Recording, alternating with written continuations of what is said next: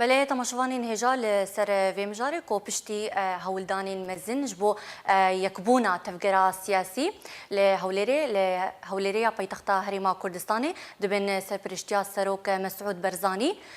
کنگره کی یکبونه دنابره هفت پارتین کردستان سوریه دا هات دامزراندن آن هات الدارخستن واتا بریا وکو ایرو بریا 5 سالان د او کنگری واجی سه روزان بردوام کرد د روزا 3 و 4 و 5 ماه 4 سال 2014 ده جوینین وان بردوام کرد د هفته مهده هاتا رگهاندن کو هر هفت پارتین کردستان سوریه بونه یک پارتی دبن ناوی پارتیا دموکراتا کردستان سوریه بهتر راوستاندن لسر ویمجاری میوانداریا برز بشار امین اندام پولیت بیرو پارتیا دموکراتا کردستان سوریا و لگل مبا بریا سکایپ برز دنباش بخیراتنا تتکم تسبیکی ده باش ساعت خوش بشي راستيجي قالك سباس شور افدر فتوى دامه وهاد بيرا وهون في دامزران دافي بارتيا هاني جرينجي في دوي وقتي دي هاد بيرا وهون في بيراني ناوي بجيبكن از بيجم دي وقت ايرو دي اف پارتیان وقتی چه بو بیرنگیهان براستیشی رولا هریما کردستانی و قیاداوی و تایبت سروک هیجا و خوشویست سروک برزانی مسعود برزانی براستی رولا قوانی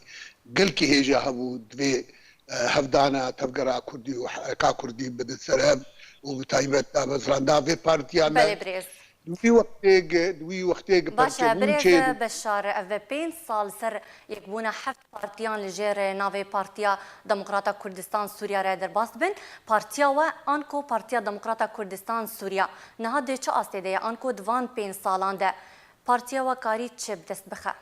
والله ما يعني بخرطائي رولا ما دورة وكو كرم كريه دامزران دا انجمنا نشتمانيا كرد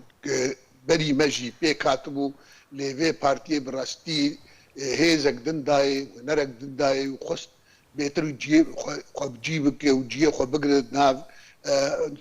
ناف اصلا دولتی یانشی آخو جهی یانشی سر مستوى کردستانی براستی وی پارتی ایرو آنها دینن يعني حرك تفقرك مازنجر هي قالك كس خدان دوري بحزارة اندامي ويهنه جغيني وي برستي روافدي ويهنه وقت بيجي اتحاد نسائي هي اتحاد شباب اتحاد شباب وطلبة هي اشتربي جغيني وي برستي دورة في بارتي دي چكرنا مثلا وهي زي بيش مركزي قريب في بارتي چه بخواه چه خلالی انجمنا نشتیمانی کردی کاری ببیشه او دوره خواه معارضات سیاسی آسوری ده بجی کر و دوره کوی گرک گرینگ و بلند هیه و کاری بوافقین نابینا دو تشتاد دوره کوی معارضه ده هیه و شالی کی ده بنرمایی بخوشکایی نبسستی بنرمایی کاری و کاری خو خبات خود هندو سوریا جب که تشتکی پر زحمت پارتیا کاری بو فقید نابینا او معارضه دی و کاری خوی هندرشی بردوام بکه تفی او زحمتیه گات دلیل گوی پارتیا دو کار پر بلند کرن حتی درنگشو حتی ایروجی گلک انسانی وید چه ده حبس و زندان ای رجیمه بره و چه ده ایرو ده آنها دوید دما آنها ده پشتی دامسران ناوید آن اختیت بیجمه چاقار رجیمه جی وی چاقیشی او اندامه او پارتیک بونیک او اندامانا بخوشی سر دسته رجیمه سوری گلک زحمتی دیتن و ایروش سر دسته وان کسی هانایی ناوی وان دکن سلطات الامر الواقع و پیدک او جی براستی سر دسته وانشی گلک زحمتی دیتن تفی ویجی خبات کری وی پارتی مناظره وی کواتره وی جهمتا خود نکتن جوه امکانات خود نکتن کاری بو بردوام بکرا براستی از جار دید خواستم ببیجم اف رولا في بارتي وهبونا في بارتي وبمين جلسر هاف جبر امزان ضمانات في بارتي براستيشي او مشروعي نتوي مشروع قومي كردستاني سروك برزاني قيادة ويدكي جبر برجاك جيني أدبيجم لأنه أو بشقلية مالي وأم برجاك جوي بروشان تو أدبيجو أف بارتيان شخوا جهف جينا كفي أجر هنا كبرينها خدان آلي خوا إشاندن وأجر هبنجي خبدن آلي وخبي إشينن أف بارتيان إيرو هجر ده جدر لبصدا ليكم دبن أف بارتيان هر در جودة ولا شيء وخرط بمزن دبن وإمكانات ويجي بلند دبن وبراستي جي هجر هنا كلو ما غازنا جمت كد بكا وشكلي كان زامچه ام دبيجن ما زال كاري ما سياسي كاري سياسي أبي حتى روجي ما حتى دمامي بي براستي أو أفارتيان بآلي كاريا دوستو وجملتي ما وقيادة هرمي وآلي كاريا هبارا وكارو خباطا واني بردوام براستي كوادري ما برز حمتي كشاد وتبيويجي نوستيان ونشكستن أبدا لبرتو بايو تبرتو او دجيتيا قبل هات كرم براستيجي نبر حتي در واسطو تبيويجي كوادري في حزبي كاريو بردوام هي بيه ملسر في حزبي ونسر انجمنا ما قال لك هيو ان بيش اوي بردوام كار وخباطا خبك واوي قارب حطاني بروجهان جي خبقري وما في ملتي كرد بدس ببه وامجي وق خيني خو دبي كارو في خباطي بردوام باشا برز يعني دهياما فان بين سالان ده ونوكا بارتيا ديمقراطا كردستان سوريا نخاصم بشتي يكريزيا حفت بارتيان رولا و دناف تفقرا سياسيا كردي لسوريا بطيبتيجي دنافا انجمنا اجتماعية كردي لسوريا ده تشبو تفيكي تشاو دنرخينا والله أدبيشم يعني نأم دبيشن يعني دبشمر دبن شاهد أفيد حتى دي أنجمنة دي يعني رولا بارتي براستيد أنجمنة دي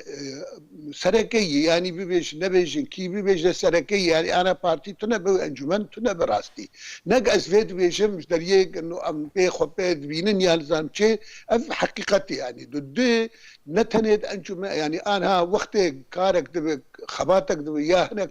كسنا دبينن يعني نكارم في بارتيا درباسك نكار تجاوز هاي بكن يعني هناك هجر بيد دبينن هرن بدك سيبين هجر هناك بيش برود بينن بهر بدك سيجي هجر هناك فلان ده بينن بهر بدك سيب يعني الجموان هجر كار او كارو خباتك سوريا دهبه بدك سي نبش دار بالجموان دمينه افكيم وبراستيد انجمنه جي نق أزد بيشم يعني هم كارب ببرسن جهفاري انجمنش قياده انجمني اگر اوان نقول رولا بدك يصير رولا سرقي نبس سرقر يا كمين رول في بارتي هذا بدك يصير جبر بيجي نعم وقت ام فيد بيجن ام خبيل سرغيني خد بين براستيجي دجوار بيتر كار سر تركيز دوي وقت خلق بارتيك بتشوك تبين دبس 4% دوي وقت ما قالك بارتي مزن كرين يك و بارتي هان شيء بوي براستي ابا نهر كسكار في كاري بكودال كاري في مساله وبيرنجي بجيبين ادمجم يعني رولا في بارتي براستي رولا بربلنده وهجاي وام فضلا هريم وسروك برزاني تجاري اجبرنا قد دامزراندا في بارتي تجاري جنايز بيذكر وحتى ايروجي بيشتاوي دغرن وشما براستي ام جوا بيجن من نتك معنا ام برجاك جوي بروجي ام سروي ريبازي كاتك او ريبازا بيروز ريبازا برزانيه نمبر او ريبازا او كرداتي هريك هر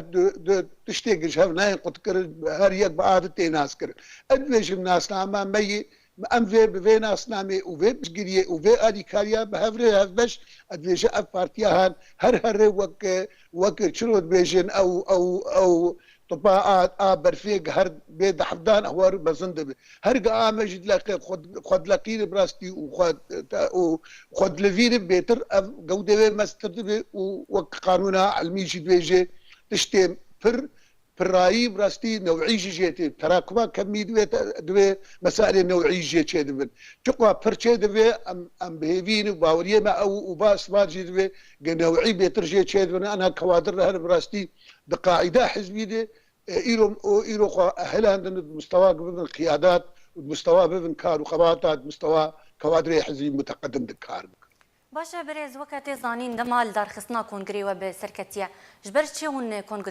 كونغري خال درناخن شو اصلا قل بيش وهنا حتى وكونغري خال الدار نخستيا برسك جيدو جرينج براستي ادويشم او وك مقرر بوك پشتی 4 ساله چه بیانی دیسانا امانه دیسانه دنه دیسانا بودی گرک ما کنگره خو چه کروا ده دوتش جمع انه امکانه قال هندر چه به ندوش بر ندش ندهات کرنگ امكاربن مؤتمر مجلس بجوك امريكان تشيكن مؤتمر كين زام تشي امريكان تشيكن حتى جفينك انجمنه مذكر بزوري حتى زام اب بيتر اب ضغطا السلمه ومسائل دون عرقلل في شيامه بيتر بيدي اف تشتانات كرن ندشت الامكار ممكن ندشتن بتا داويجي او اجبار بيجن كاورن رخصتي شباب بنيان جيفيل يان نيل وجارد يعني وك جارا بديوي ام كونغري خوا لهندور كردستان باشور ام بكن او جي جاردي زحمت بو بريكرنا انداما زحمت بو دوات تفد بقا شاغيهرن هم كل فجي وهم جي براستي زحمت يا ريجي وقالك او عراقي مان جبر مؤتمر ما ام جاردي بيجن بلكي جاردي وك كرم كر وگو شسودو چل اندام بلكي چلو 4-5 اندام بوجي اف كونغري ها ام بنيتن ندوي حجمي ده يعني انه كونغري كي برا دوست سياسه انسان زيدبون سيسدو ينجي حتى 400 انساني يعني وقت 400 انسان بيجي وين نبر حتى كاربن هر كردستان يا نبر حتى كاربن جي كي في بينن وبيترجي جبر قال لك كارجي خوستن واف كونغر روك تنجي تراوي ناك يعني بكيماني درو يان سيرو جاردي او كونغردوي لا او سيرو جيقل هندر براستي قال كي زحمتن والدرفجي الكردستان يجي قال لك زحمتن جبر الهندر جي تشيك قال لك اوروبا نكار بين اقليم كردستان نكار بين ايه دريان والهن اقليم جي تشيف بالكردستان يجي او شيء اي مي بين زحمتي كار بن هر جبر فيك براستي او اصلا جينت انا هبالي من نبستني قواعد قيادات جو تفدج تخوازم اگر مجال هذا درفتها والله او كونغري خو ايرو تشيك النسبه ويبري نهاج اقرار نوكير يعني براستيجي اگر بي بيرا هناك يانم قياده ناخذ شيء يا قياده تخواز هما بيرنجي نعم بيجن قياده شخو هجر كيماني ما هبد في وارده قياده براستي قياده ما وازيك جوانم يعني اسخوشي جدرنا خينم يعني هجر كيماني كبا قياده يشبر قياده ببراستي قال لك جيل اوروبا قال لك جيل تركي ده قال لك جيل كردستان وايه يعني اذناب ايه هندك لنسباك نسباك بر هندك ناقي بيستاقل بالهندرن واباياجي براستي جمر كيماني قالك نوابي ام معاناه كن وقت قياده جبر فيك يعني انا كونغر شيء بكيماني امي بيجنو بدوره هندر تعزيزكم كيماني امي برا هندر نبي رنكي برا هندر كردستان سوريا نبي رنجي برا اندامي با برمن الفيدري برا كاربش برا كارو نها انا تنظيم ما هفالي نهفالي اللجنه المركزيه تري مسؤوليه من المنظمات هفالي مكتب سياسي جبرت النظام داخل دبيجي هر هيئه منطقيه دبي الرئيسي يكي اندامي اللجنه المركزيه ايرو اندامي مكتب سياسي بونه مسؤوله منظمات جبرت نبونا هفالي قياده الهندر براستيجي اعباء مسؤوليات ايرو صار قياده حزب الهندر ده جرانيك باستر هي تشنبا جانبي سياسي جي او شيء اعباء يعني هناك شيء جدرفي والهندر والكردستاني وجانا تصريحات من وقف دوتين جانا شيء من وقفتن او هيجي معنا كارم فيجي ام ضوابط ناشر دي جبر فيك التفدي ادفيشم كونغر ايرو ضروري حتى تالي كونغري ما شيء ليه اما درفت شيء اما الظروف مقاري ما بكن امي كونغري ابدا الاجتماع ما يشوها لجنه مركزيه فرال هوليري مليجاني خوش تشيكر مليجان شيء مليجناك تشيكر جبونا ظرف ووقت نظام تهيئه بك مليجناك تشيكر جبونا برنامج سياسي حاضر بك مليجناك تشيكر جبونا نظامات داخلي حاضر بك مليجناك تشيكر جبونا تقرير سياسي جبونا تمر به خوندن او شيء مليجناك جير تشيكر حطاني ايرو وان لجانا فترة كده هنا كار بلكي شخور كرنجي بس دي تنفعله يعني في كار يستبه مثلا تقريرات سياسية بو كونغر حاضر كر ظروف نسم نهش كار كونغر جريدة دماغ او تقرير قيمة جيرنا من بشتي سيم هدن شار مهدن شما وتغيير شيء بقوارتن شيء بالدنيا الدري هنا فتقرير سياسي انه جير دي جير جرينج بر في كده بيجم براستيجي نسوجي قيادي ونسوجي هفالاي بيترسوجي ظرف ووضع وروشاقم تيدن يعني باشا بريز لغوري نرينا تاد فيدا ميدا چه بهتر جوا تخواستن وكا بارتيا ديمقراطا كردستان سوريا وغريك هون چه بينغافي بستينن والله ادبيشم ان هذه جمر ام دوز بكن ام بيتر كاربن هجر ام نكاربن بقوى سياسي وكيدر ام كار يكيتيه بكن ام ويا يكرزيه بكن لام كان بيتر ام تفاهمات صرت تشتي مشترك. مثلا انا تقدمي نما برا وانداي خصني تقدمي بقريا مثلا انجمني ما نما برا ده لهجر نما برا ده على الاقل كانت تفاهمات اكثر بكن بارتيك جي خدي روله بيد ولو اموان نكارن ايرو ام هجر بس تفاهم ام كارن تفاهمات صرتشني مشتركات نهبتشنا ام بيجن قوناغا بيج متى خستن براستيغو كرد كاربن لسرهبن كرد كاربن خبزن سرهب كرد جبر انا مثلا معلوماتي كان كاريغا هي انه امريكان انا كارنات كن لفكيت قد صدد اواكرنا اداره مشترك رولاتي فلاد اف اداره هاني هجر بدي وي تفاهمات ناس تفقرا كردي تنبن وامنا ما دمج بونا قونا غابي ادبيجم امي قال لك زحمتيا بين او قال لك استنجي بيشامه امي نكار بهبر امي نكار بهبر كارك باش بكن جونا وي اداره هاني مشترك ادبيجم ايرو ام وك بارتيجي وك انجومنجي ام دفكري جو خارجي دكل سروي استا لا